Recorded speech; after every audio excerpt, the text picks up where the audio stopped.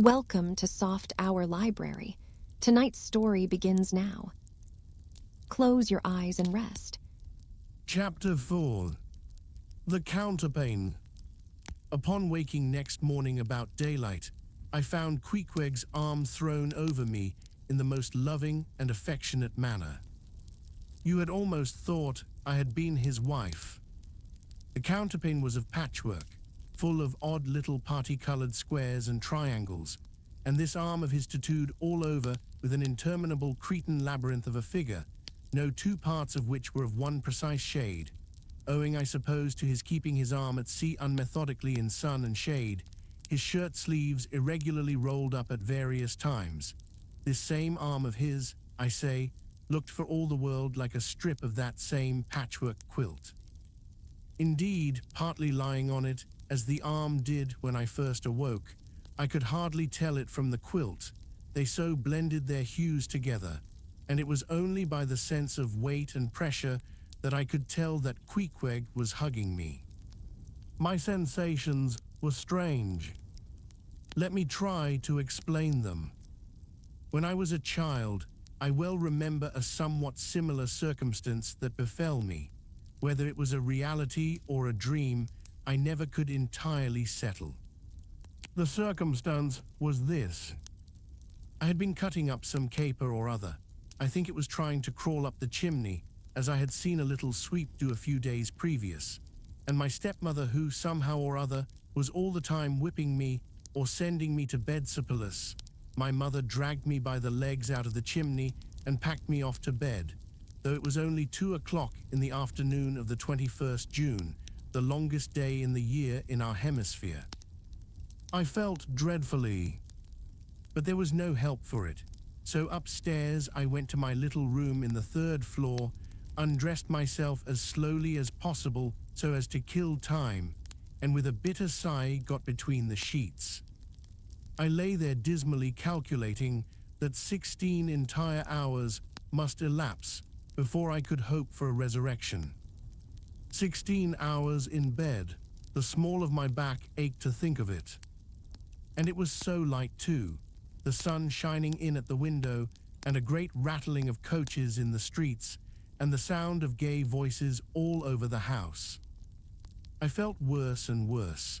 At last I got up, dressed, and softly going down in my stockinged feet, sought out my stepmother, and suddenly threw myself at her feet, beseeching her as a particular favor to give me a good slippering for my misbehavior.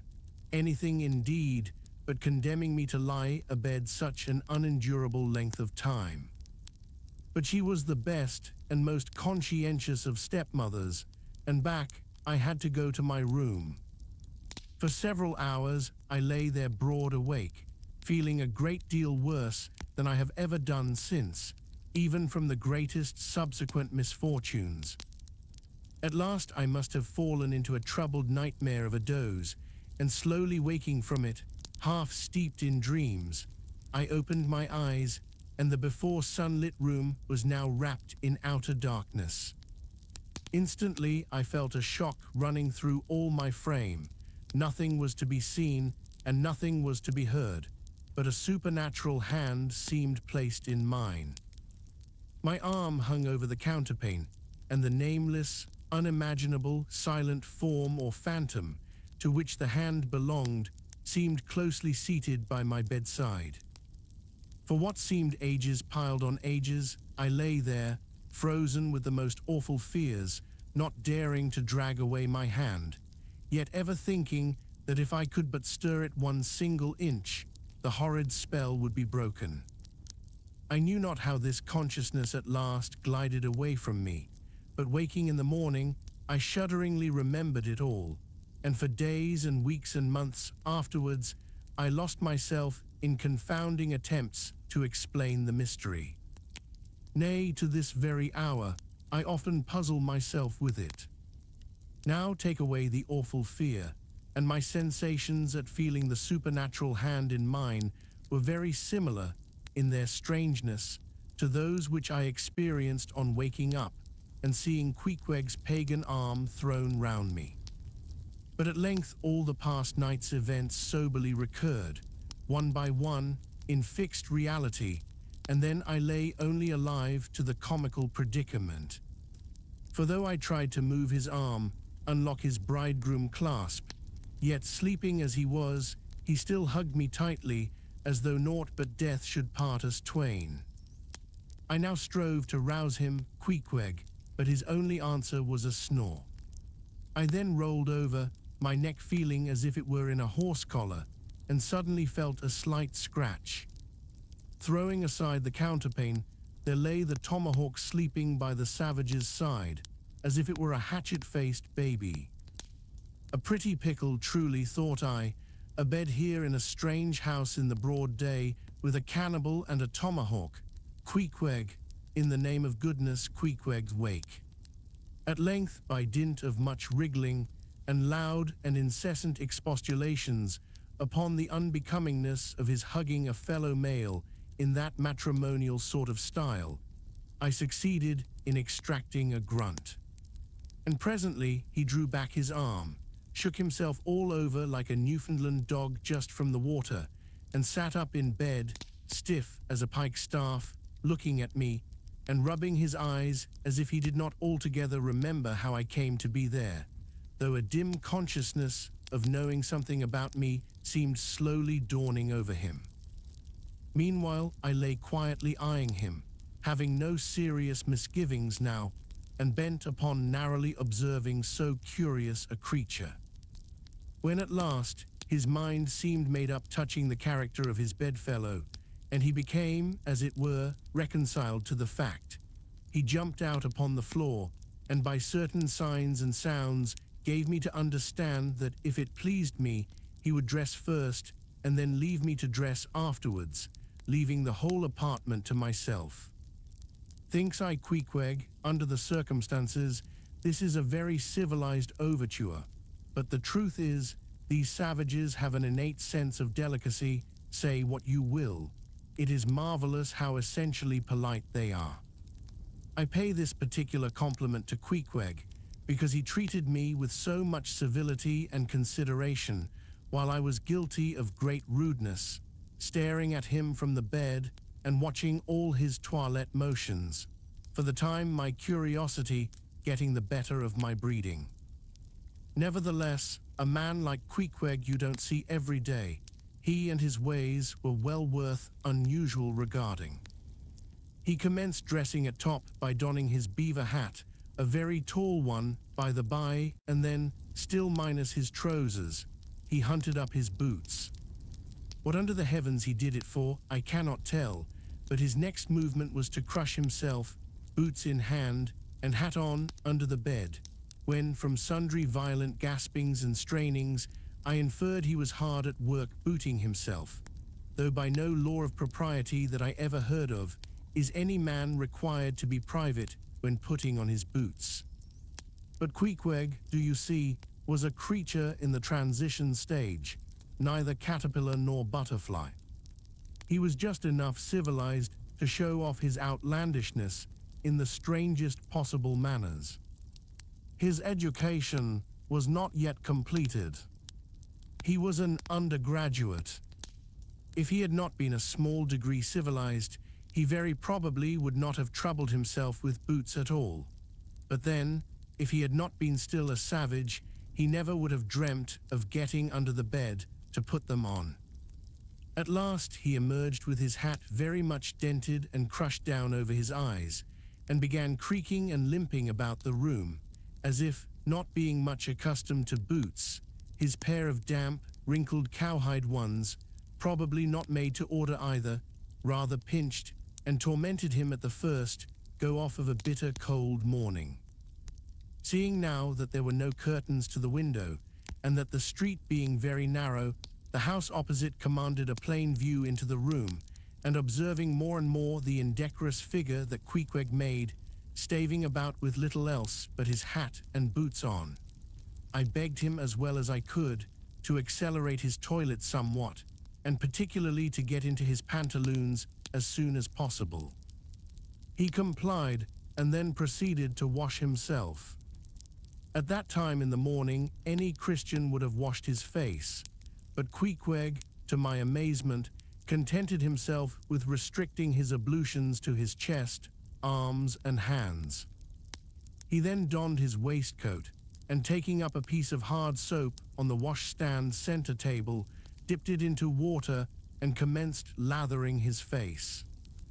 I was watching to see where he kept his razor, when lo and behold, he takes the harpoon from the bed corner, slips out the long wooden stock, unsheathes the head, wets it a little on his boot, and striding up to the bit of mirror against the wall, begins a vigorous scraping, or rather harpooning of his cheeks.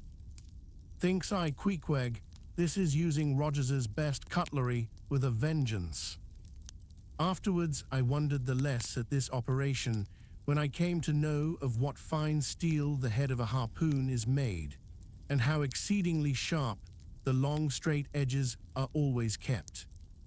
The rest of his toilet was soon achieved, and he proudly marched out of the room, wrapped up in his great pilot monkey jacket and sporting his harpoon like a marshal's baton.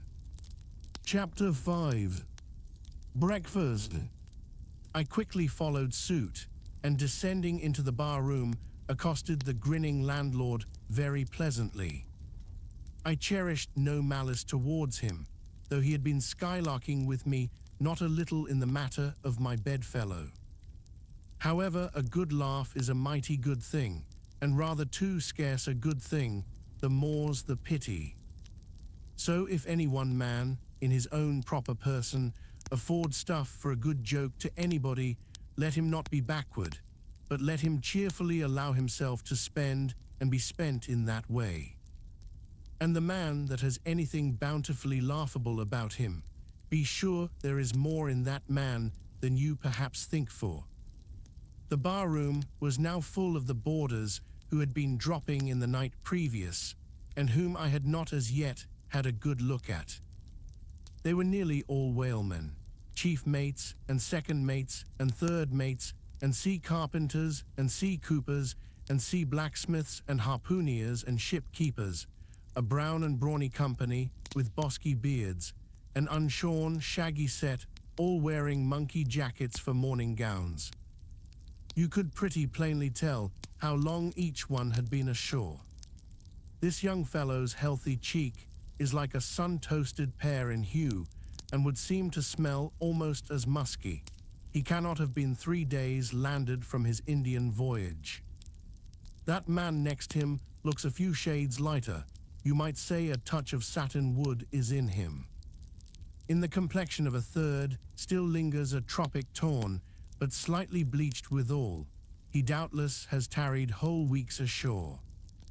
But who could show a cheek like Queequeg, which, barred with various tints, seemed like the Andes' western slope, to show forth in one array, contrasting climates, zone by zone. "Grub ho!" now cried the landlord, flinging open a door, and in we went to breakfast. They say that men who have seen the world thereby become quite at ease in manner, quite self-possessed in company. Not always, though. Ledyard, the great New England traveller, and Mungo Park, the Scotch one, of all men, they possessed the least assurance in the parlour. But perhaps the mere crossing of Siberia in a sledge drawn by dogs as Ledyard did, or the taking a long solitary walk on an empty stomach in the Negro heart of Africa, which was the sum of poor Mungo's performances. This kind of travel, I say, may not be the very best mode of attaining a high social polish. Still, for the most part, that sort of thing is to be had anywhere. These reflections just here are occasioned by the circumstance that after we were all seated at the table, and I was preparing to hear some good stories about whaling, to my no small surprise, nearly every man maintained a profound silence. And not only that, but they looked embarrassed. Yes, here were a set of sea dogs, many of whom without the slightest bashfulness had boarded great whales on the high seas, entire strangers to them, and duelled them dead without winking. And yet, here they sat at a social breakfast table, all of the same calling, all of kindred tastes, looking round as sheepishly at each other as though they had never been out of sight of some sheepfold among the green mountains. A curious sight, these bashful bears, these timid warrior whalemen. But as for Queequeg, why, Queequeg sat there among them, at the head of the table too, it so chanced, as cool as an icicle. To be sure, I cannot say much for his breeding. His greatest admirer could not have cordially justified his bringing his harpoon into breakfast with him, and using it there without ceremony, reaching over the table with it, to the imminent jeopardy of many heads, and grappling the beefsteaks towards him. But that was certainly very coolly done by him, and everyone knows that in most people's estimation, to do anything coolly is to do it genteelly. We will not speak of all Queequeg's peculiarities here, how he eschewed coffee and hot rolls, and applied his undivided attention to beefsteaks, done rare. Enough that when breakfast was over, he withdrew like the rest into the public room, lighted his tomahawk pipe, and was sitting there quietly digesting and smoking with his inseparable hat on, when I sallied out for a stroll. Chapter 6. The Street. If I had been astonished at first, catching a glimpse of so outlandish an individual as Queequeg circulating among the polite society of a civilized town, that astonishment soon departed upon taking my first daylight stroll through the streets of New Bedford. In thoroughfares nigh the docks, any considerable seaport will frequently offer to view the queerest-looking nondescripts from foreign parts. Even in Broadway and Chestnut streets, Mediterranean mariners will sometimes jostle the affrighted ladies. Regent Street is not unknown to Lascars and Malays, and at Bombay, in the Apollo Green, live Yankees have often scared the natives. But New Bedford beats all Water Street and Wapping. In these last-mentioned haunts you see only sailors, but in New Bedford, actual cannibals stand chatting at street corners, savages outright, many of whom yet carry on their bones unholy flesh. It makes a stranger stare. But besides the Fijians, Tongatoboas, Eromangans, Panangians, and Brigians, and besides the wild specimens of the whaling craft, which unheeded reel about the streets, you will see other sights still more curious, certainly more comical. There weekly arrive in this town scores of green Vermonters and New Hampshire men, all athirst for gain and glory in the fishery. They are mostly young, of stalwart frames, fellows who have felled forests and now seek to drop the axe and snatch the whale lance. Many are as green as the Green Mountains, whence they came. In some things you would think them but a few hours old. Look there, that chap strutting round the corner. He wears a beaver hat and swallow-tailed coat, girdled with a sailor belt and sheath knife. Here comes another with a sou'wester and a bombazine cloak. No town-bred dandy will compare with a country-bred one. I mean a downright bumpkin dandy, a fellow that, in the dog days, will mow his 2 acres in buckskin gloves for fear of tanning his hands. Now when a country dandy like this takes it into his head to make a distinguished reputation and joins the great whale fishery, you should see the comical things he does upon reaching the seaport. In bespeaking his sea outfit, he orders bell buttons to his waistcoats, straps to his canvas trousers. Ah, poor hayseed, how bitterly will burst those straps in the first howling gale, when thou art driven, straps, buttons and all, down the throat of the tempest. But think not that this famous town has only harpooneers, cannibals and bumpkins to show her visitors. Not at all. Still, New Bedford is a queer place. Had it not been for us whalemen, that tract of land would this day perhaps have been in as howling condition as the coast of Labrador. As it is, parts of her back country are enough to frighten one, they look so bony. The town itself is perhaps the dearest place to live in all New England. It is a land of oil, true enough, but not like Canaan, a land also of corn and wine. The streets do not run with milk, nor in the springtime do they pave them with fresh eggs. Yet in spite of this, nowhere in all America will you find more patrician-like houses, parks and gardens more opulent than in New Bedford. Whence came they? How planted upon this once scraggy scoria of a country? Go and gaze upon the iron ematical harpoons round yonder lofty mansion, and your question will be answered. Yes, all these brave houses and flowery gardens came from the Atlantic, Pacific, and Indian Oceans. One and all they were harpooned and dragged up hither from the bottom of the sea. Can Herr Alexander perform a feat like that? In New Bedford, fathers, they say, give whales for dowers to their daughters, and portion off their nieces with a few porpoises apiece. You must go to New Bedford to see a brilliant wedding, for they say they have reservoirs of oil in every house, and every night recklessly burn their lengths in spermaceti candles. In summertime, the town is sweet to see, full of fine maples, long avenues of green and gold. And in August, high in air, the beautiful and bountiful horse chestnuts, candelabra-wise, proffer the passer-by their tapering upright cones of congregated blossoms. So omnipotent is art, which in many a district of New Bedford has superinduced bright terraces of flowers upon the barren, refuse rocks thrown aside at creation's final day. And the women of New Bedford, they bloom like their own red roses. But roses only bloom in summer, whereas the fine carnation of their cheeks is perennial as sunlight in the seventh heavens. Elsewhere match that bloom of theirs ye cannot, save in Salem, where they tell me the young girls breathe such musk, their sailor sweethearts smell them miles offshore, as though they were drawing nigh the odorous Moluccas instead of the puritanic sands. Chapter 7. The Chapel.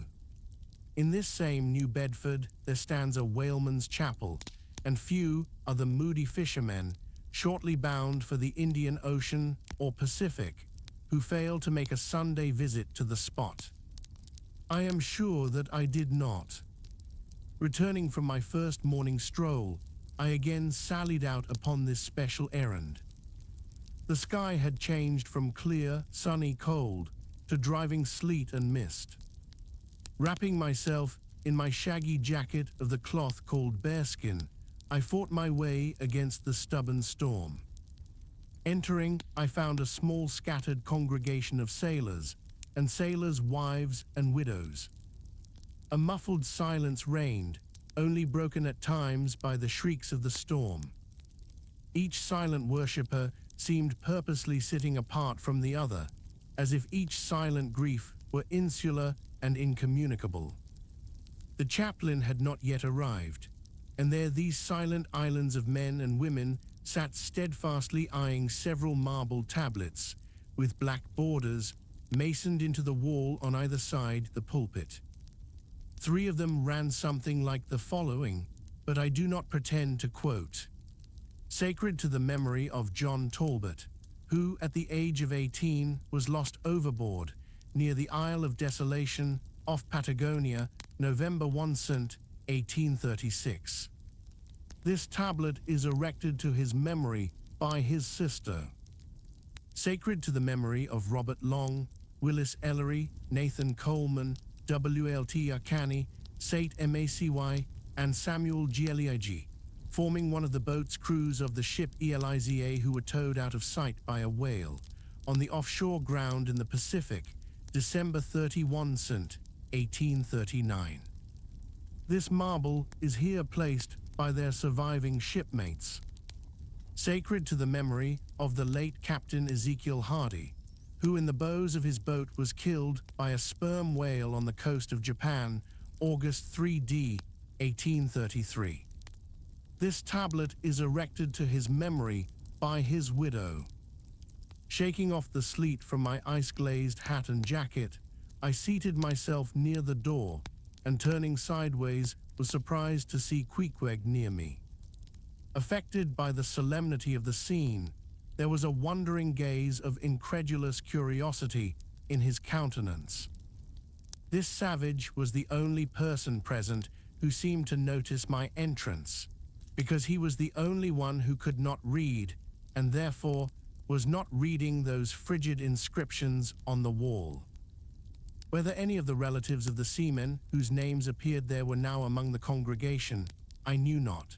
But so many are the unrecorded accidents in the fishery, and so plainly did several women present wear the countenance, if not the trappings of some unceasing grief, that I feel sure that here before me were assembled those, in whose unhealing hearts the sight of those bleak tablets sympathetically caused the old wounds to bleed afresh.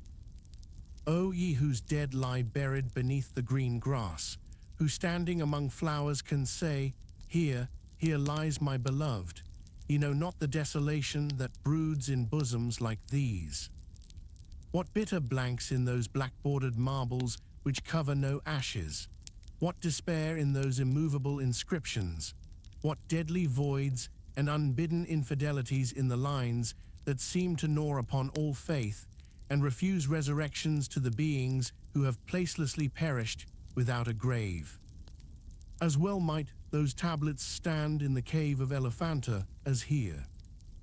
In what census of living creatures the dead of mankind are included, why it is that a universal proverb says of them that they tell no tales, though containing more secrets than the Goodwin Sands, how it is that to his name who yesterday departed for the other world we prefix so significant and infidel a word, and yet do not thus entitle him, if he but embarks for the remotest Indies of this living earth, why the life insurance companies pay death forfeitures upon immortals.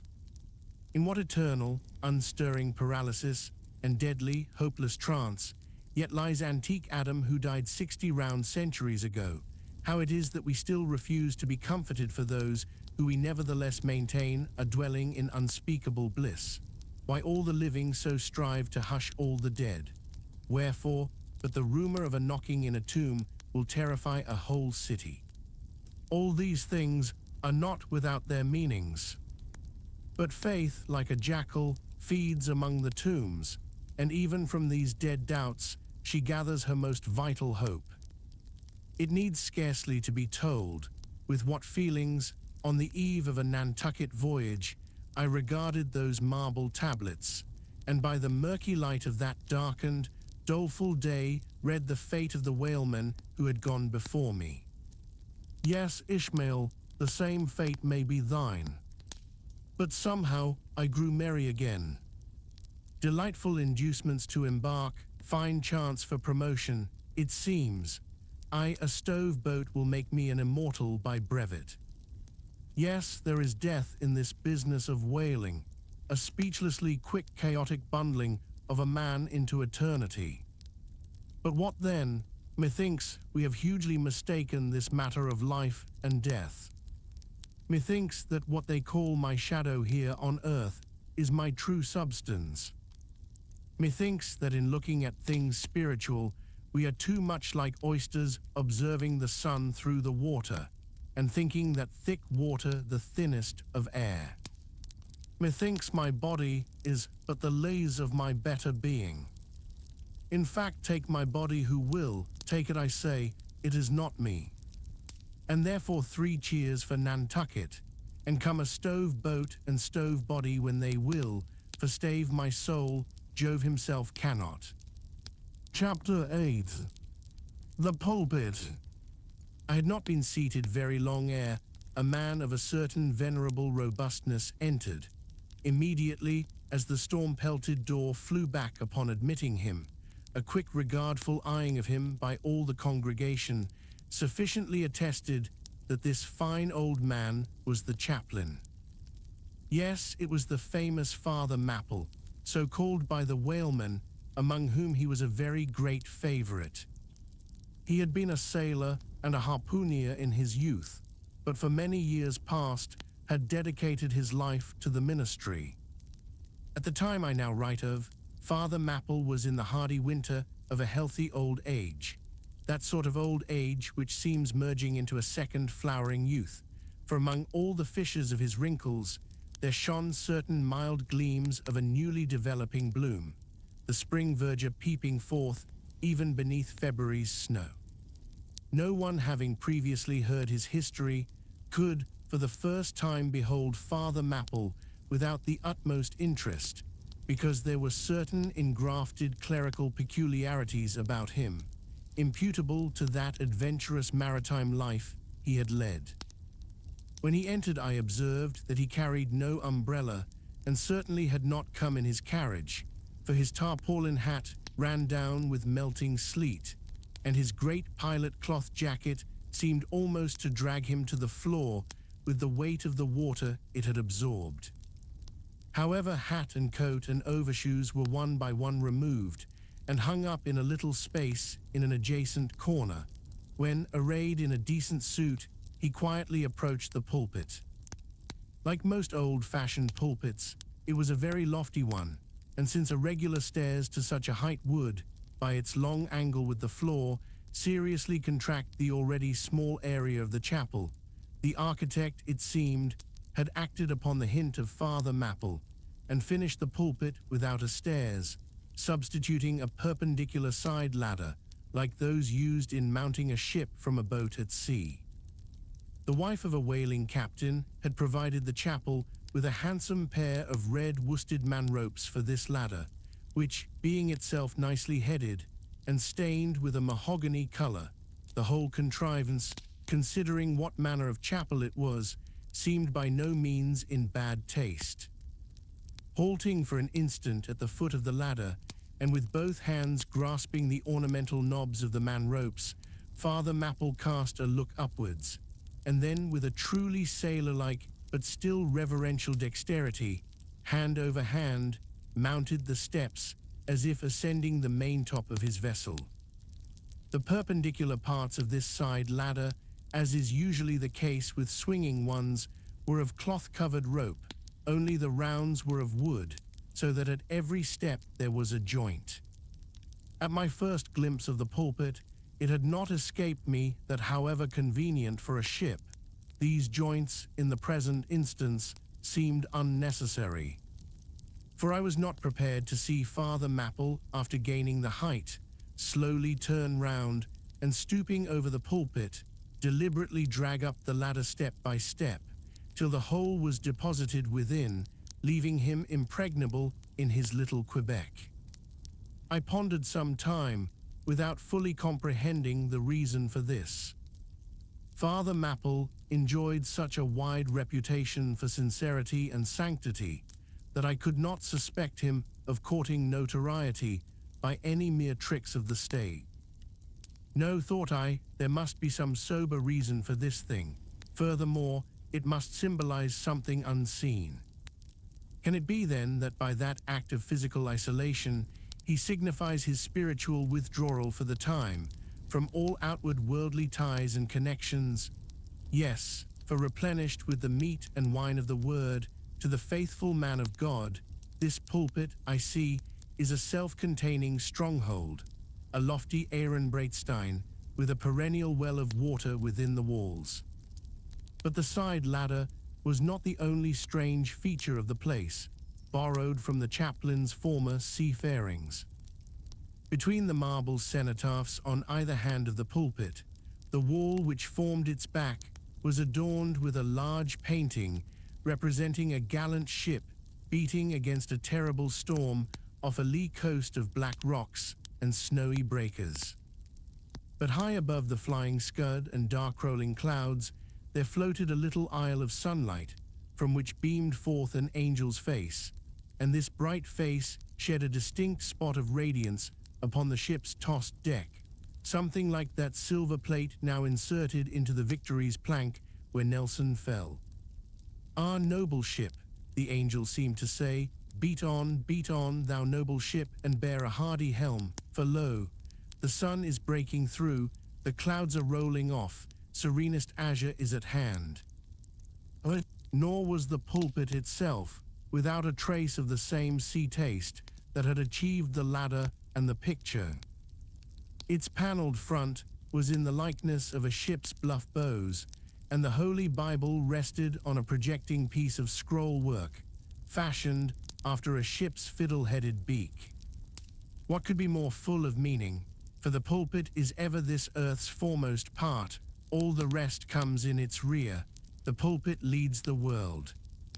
From thence it is the storm of God's quick wrath is first descried, and the bow must bear the earliest brunt. From thence it is the god of breezes fair or foul is first invoked for favorable winds.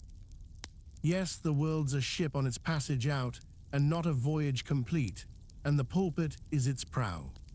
Chapter 9. The Sermon. Father Mapple rose, and in a mild voice of unassuming authority ordered the scattered people to condense. Starboard gangway there, side away to larboard, larboard gangway to starboard, midships, midships. There was a low rumbling of heavy sea boots among the benches, and a still slighter shuffling of women's shoes, and all was quiet again, and every eye on the preacher. He paused a little, then kneeling in the pulpit's bows, folded his large brown hands across his chest, uplifted his closed eyes, and offered a prayer so deeply devout that he seemed kneeling and praying at the bottom of the sea. This ended in prolonged solemn tones, like the continual tolling of a bell in a ship that is foundering at sea in a fog. In such tones he commenced reading the following hymn, but changing his manner towards the concluding stanzas, burst forth with appealing exultation and joy. The ribs and terrors in the whale arched over me a dismal gloom, while all God's sunlit waves rolled by and lift me deepening down to doom. I saw the opening more of hell, with endless pains and sorrows there, which none but they that feel can tell. Oh, I was plunging to despair. In black distress, I called my God. When I could scarce believe him mine, he bowed his ear to my complaints. No more the whale did me confine. With speed he flew to my relief, as on a radiant dolphin borne. Awful, yet bright, as lightning shone the face of my deliverer God. My song forever shall record that terrible, that joyful hour. I give the glory to my God, his all the mercy and the power. Nearly all joined in singing this hymn, which swelled high above the howling of the storm. A brief pause ensued. The preacher slowly turned over the leaves of the Bible, and at last, folding his hand down upon the proper page, said, "Beloved shipmates," clinched the last verse of the first chapter of Jonah, and God had prepared a great fish to swallow up Jonah. Shipmates, this book, containing only 4 chapters, 4 yarns, is one of the smallest strands in the mighty cable of the Scriptures. Yet what depths of the soul does Jonah's deep sea line sound? What a pregnant lesson to us is this prophet. What a noble thing is that canticle in the fish's belly, how billow-like and boisterously grand. We feel the floods surging over us. We sound with him to the kelpy bottom of the waters. Seaweed and all the slime of the sea is about us. But what is this lesson that the book of Jonah teaches? Shipmates, it is a 2-stranded lesson. A lesson to us all as sinful men, and a lesson to me as a pilot of the living God. As sinful men, it is a lesson to us all, because it is a story of the sin, hard-heartedness, suddenly awakened fears, the swift punishment, repentance, prayers, and finally the deliverance and joy of Jonah. As with all sinners among men, the sin of this son of Amittai was in his willful disobedience of the command of God. Never mind now what that command was, or how conveyed, which he found a hard command. But all the things that God would have us do are hard for us to do. Remember that, and hence he oftener commands us than endeavors to persuade. And if we obey God, we must disobey ourselves, and it is in this disobeying ourselves wherein the hardness of obeying God consists. With this sin of disobedience in him, Jonah still further flouts at God by seeking to flee from him. He thinks that a ship made by men will carry him into countries where God does not reign, but only the captains of this earth. He skulks about the wharves of Joppa and seeks a ship that's bound for Tarshish. There lurks, perhaps, a hitherto unheeded meaning here. By all accounts, Tarshish could have been no other city than the modern Cadiz. That's the opinion of learned men. And where is Cadiz, shipmates? Cadiz is in Spain, as far by water from Joppa as Jonah could possibly have sailed in those ancient days, when the Atlantic was an almost unknown sea. Because Joppa, the modern Jaffa, shipmates, is on the most easterly coast of the Mediterranean, the Syrian, and Tarshish or Cadiz more than 2,000 miles to the westward from that, just outside the Straits of Gibraltar. See ye not then, shipmates, that Jonah sought to flee worldwide from God, miserable man, oh, most contemptible and worthy of all scorn, with slouched hat and guilty eye, skulking from his God, prowling among the shipping like a vile burglar hastening to cross the seas. So disordered, self-condemning is his look, that had there been policemen in those days, Jonah, on the mere suspicion of something wrong, had been arrested ere he touched a deck. How plainly he's a fugitive. No baggage, not a hatbox, valise, or carpet bag. No friends accompany him to the wharf with their adieus. At last, after much dodging search, he finds the Tarshish ship receiving the last items of her cargo, and as he steps on board to see its captain in the cabin, all the sailors for the moment desist from hoisting in the goods, to mark the stranger's evil eye. Jonah sees this, but in vain he tries to look all ease and confidence, in vain essays his wretched smile. Strong intuitions of the man assure the mariners he can be no innocent. In their gamesome but still serious way, one whispers to the other, "Jack, he's robbed a widow," or "Joe, do you mark him? He's a bigamist," or "Harry, lad, I guess he's the adulterer that broke jail in old Gomorrah," or belike, one of the missing murderers from Sodom. Another runs to read the bill that's stuck against the spile upon the wharf to which the ship is moored, offering 500 gold coins for the apprehension of a parricide, and containing a description of his person. He reads and looks from Jonah to the bill, while all his sympathetic shipmates now crowd round Jonah, prepared to lay their hands upon him. Frighted Jonah trembles, and summoning all his boldness to his face, only looks so much the more a coward. He will not confess himself suspected, but that itself is strong suspicion. So he makes the best of it, and when the sailors find him not to be the man that is advertised, they let him pass, and he descends into the cabin. "Who's there?" cries the captain at his busy desk, hurriedly making out his papers for the customs. "Who's there?" Oh, how that harmless question mangles Jonah. For the instant he almost turns to flee again. But he rallies. "I seek a passage in this ship to Tarshish. How soon sail ye, sir?" Thus far the busy captain had not looked up to Jonah, though the man now stands before him. But no sooner does he hear that hollow voice than he darts a scrutinizing glance. "We sail with the next coming tide," at last he slowly answered, still intently eyeing him. "No sooner, sir. Soon enough for any honest man that goes a passenger." "Ha, Jonah, that's another stab." But he swiftly calls away the captain from that scent. "I'll sail with ye," he says. "The passage money, how much is that? I'll pay now." For it is particularly written, shipmates, as if it were a thing not to be overlooked in this history, that he paid the fare thereof, ere the craft did sail. And taken with the context, this is full of meaning. Now Jonah's captain, shipmates, was one whose discernment detects crime in any, but whose cupidity exposes it only in the penniless. In this world, shipmates, sin that pays its way can travel freely and without a passport, whereas virtue, if a pauper, is stopped at all frontiers. So Jonah's captain prepares to test the length of Jonah's purse, ere he judge him openly. He charges him thrice the usual sum, and it's assented to. Then the captain knows that Jonah is a fugitive, but at the same time resolves to help a flight that paves its rear with gold. Yet when Jonah fairly takes out his purse, prudent suspicions still molest the captain.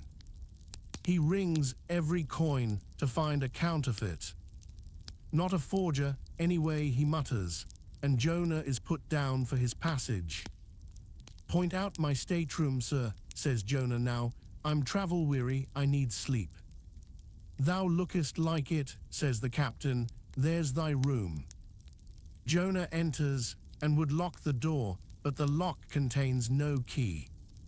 Hearing him foolishly fumbling there, the captain laughs lowly to himself and mutters something about the doors of convicts, cells being never allowed to be locked within.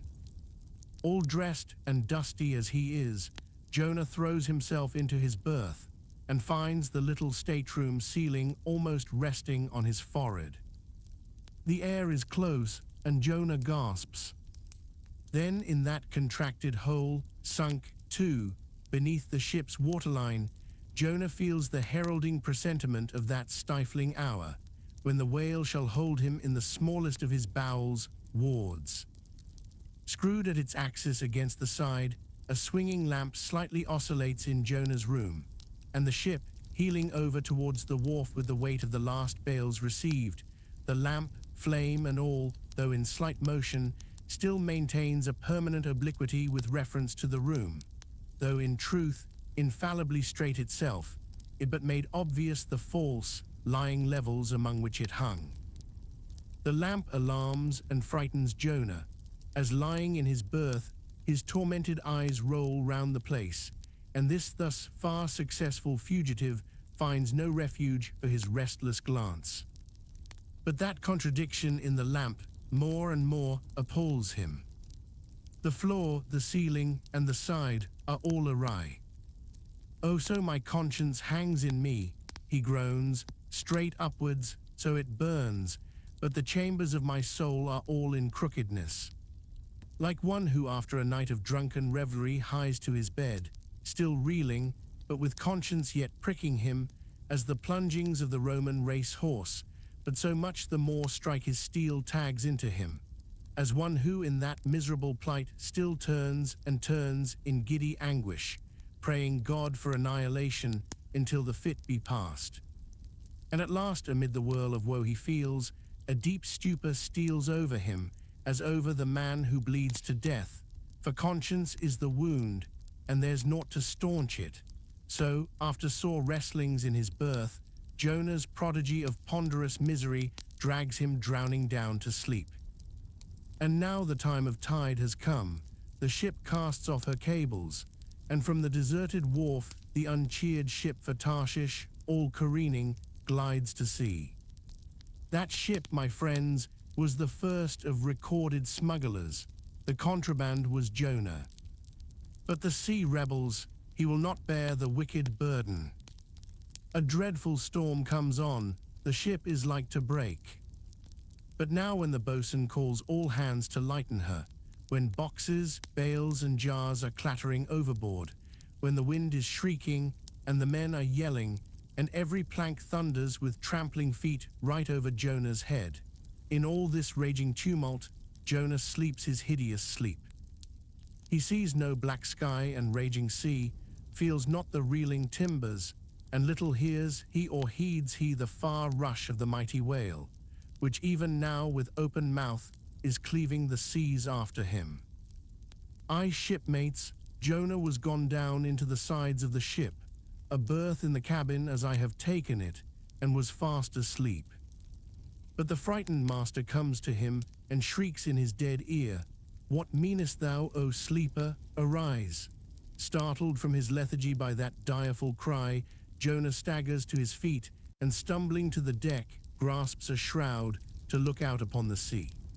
But at that moment, he is sprung upon by a panther billow leaping over the bulwarks.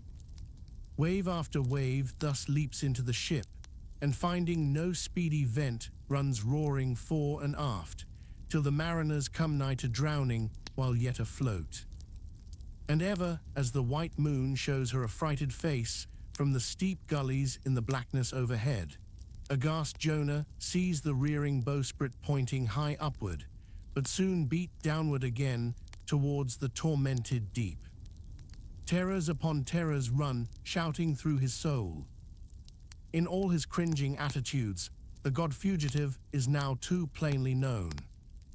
The sailors mark him, more and more certain grow their suspicions of him, and at last, fully to test the truth, by referring the whole matter to high heaven, they fall to casting lots, to see for whose cause this great tempest was upon them. The lot is Jonah S. That discovered, then how furiously they mob him with their questions. What is thine occupation? Whence comest thou? Thy country? What people? But mark now, my shipmates, the behavior of poor Jonah. The eager mariners but ask him who he is, and where from, whereas they not only receive an answer to those questions, but likewise another answer to a question not put by them. But the unsolicited answer is forced from Jonah by the hard hand of God that is upon him. I am a Hebrew, he cries, and then I fear the Lord, the God of heaven, who hath made the sea and the dry land. Fear him, O Jonah, I well mightest thou fear the Lord God then. Straightway he now goes on to make a full confession, whereupon the mariners became more and more appalled, but still are pitiful. For when Jonah, not yet supplicating God for mercy, since he but too well knew the darkness of his deserts, when wretched Jonah cries out to them to take him and cast him forth into the sea, for he knew that for his sake this great tempest was upon them, they mercifully turn from him and seek by other means to save the ship. But all in vain, the indignant gale howls louder. Then, with one hand raised invokingly to God, with the other they not unreluctantly lay hold of Jonah. And now behold Jonah taken up as an anchor and dropped into the sea, when instantly an oily calmness floats out from the east, and the sea is still, as Jonah carries down the gale with him, leaving smooth water behind. He goes down in the whirling heart of such a masterless commotion that he scarce heeds the moment when he drops seething into the yawning jaws awaiting him, and the whale shoots, to all his ivory teeth, like so many white bolts, upon his prison. Then Jonah prayed unto the Lord out of the fish's belly. But observe his prayer and learn a weighty lesson. For sinful as he is, Jonah does not weep and wail for direct deliverance. He feels that his dreadful punishment is just. He leaves all his deliverance to God, contenting himself with this, that spite of all his pains and pangs, he will still look towards his holy temple. And here, shipmates, is true and faithful repentance, not clamorous for pardon, but grateful for punishment. And how pleasing to God was this conduct in Jonah, is shown in the eventual deliverance of him from the sea and the whale. Shipmates, I do not place Jonah before you to be copied for his sin, but I do place him before you as a model for repentance. Sin not, but if you do, take heed to repent of it like Jonah. While he was speaking these words, the howling of the shrieking, slanting storm without seemed to add new power to the preacher, who, when describing Jonah's sea storm, seemed tossed by a storm himself. His deep chest heaved as with a groundswell, his tossed arms seemed the warring elements at work, and the thunders that rolled away from off his swarthy brow and the light leaping from his eye made all his simple hearers look on him with a quick fear that was strange to them. There now came a lull in his look, as he silently turned over the leaves of the book once more, and at last, standing motionless, with closed eyes, for the moment, seemed communing with God and himself. But again he leaned over towards the people, and bowing his head lowly, with an aspect of the deepest yet manliest humility, he spake these words: "Shipmates, God has laid but one hand upon you, both his hands press upon me. I have read ye by what murky light may be mine the lesson that Jonah teaches to all sinners, and therefore to ye, and still more to me, for I am a greater sinner than ye. And now how gladly would I come down from this masthead, and sit on the hatches there where you sit, and listen as you listen, while some one of you reads me that other and more awful lesson which Jonah teaches to me, as a pilot of the living God. How being an anointed pilot prophet, or speaker of true things, and bidden by the Lord to sound those unwelcome truths in the ears of a wicked Nineveh, Jonah, appalled at the hostility he should raise, fled from his mission, and sought to escape his duty and his God by taking ship at Joppa. But God is everywhere, Tarshish he never reached. As we have seen, God came upon him in the whale, and swallowed him down to living gulfs of doom, and with swift slantings tore him along into the midst of the seas, where the eddying depths sucked him 10,000 fathoms down, and the weeds were wrapped about his head, and all the watery world of woe bowled over him. Yet even then, beyond the reach of any plummet, out of the belly of hell, when the whale grounded upon the ocean's utmost bones, even then God heard the engulfed, repenting prophet when he cried. Then God spake unto the fish, and from the shuddering cold and blackness of the sea, the whale came breaching up towards the warm and pleasant sun, and all the delights of air and earth, and vomited out Jonah upon the dry land, when the word of the Lord came a second time, and Jonah, bruised and beaten, his ears, like two seashells, still multitudinously murmuring of the ocean, Jonah did the Almighty's bidding. And what was that, shipmates? To preach the truth to the face of falsehood, that was it. This, shipmates, this is that other lesson, and woe to that pilot of the living God who slights it. Woe to him whom this world charms from gospel duty.